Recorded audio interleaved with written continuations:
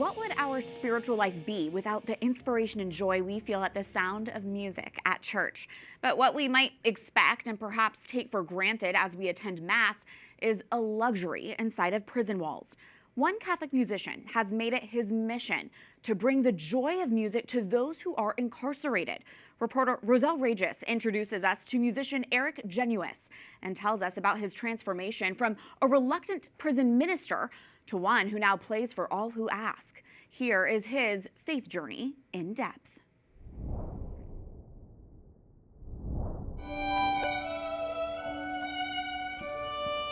A master pianist and composer, Eric Genuis has been performing all over the world for decades. From Hollywood to Slovakia, he has wowed and inspired audiences with his music and his stories. I love writing music. It's like a boy playing with Lego. You know, I'm like a little kid playing when I'm writing music. And it's so much fun, right? So it inspires me. After leaving Canada and moving to the United States with his wife, Leslie, Genuis decided to start a new venture. In 2016, he started a charitable effort called Concerts for Hope. It started with a simple invitation. And I promised myself, and I promised our Lord, when I was a young man, that I would never say no to a concert. One day when I was on tour, a man said, "Hey, listen, I work in a prison as a chaplain. Would you ever come in and play?" Genuis was hesitant, but kept his promise. He booked world-class musicians and prepared for his first ever concert in prison. He'll never forget his initial reaction to the environment. I remember marveling at how unattractive everything was. The grounds were unkept. The lawn furniture was all broken. I walked into the prison, and the inmates walk up one side, walk down another. They kind of saunter. They interact with each other as, it's often less than respectable in the way that they would interact with the COs, the correctional officers, or the guards, is often low. And I remember thinking, this is just overall not an uplifting or inspiring. There's nothing beautiful. Genuis performed, and the reaction from inmates inspired him.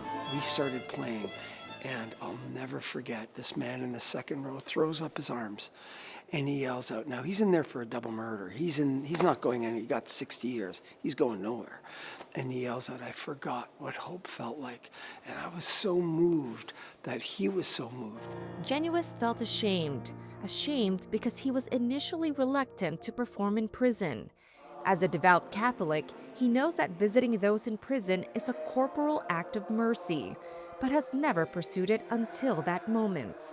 Why do I go in prisons? Because God will never stop pursuing anybody. Who am I to then stop pursuing them, right? So if our Lord found me and he said, "Go and play for those who are sick, those who are imprisoned," I'm going. That's a command from my commander-in-chief, if you will. 25 years later, he has made Concerts for Hope his life's work.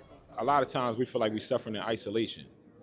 We cut off from the outside world. So you can easily fall into a space where you believe some of the stereotypes about you. And so when you have people coming in, it kind of like humanizes us again. We joined Genuis for a concert at State Correctional Institution Cole Township, a medium-security, all-male prison in Pennsylvania, where Nayako has spent his entire adult life so far behind bars. We believe that justice and mercy can live in the same house alongside redemption and accountability.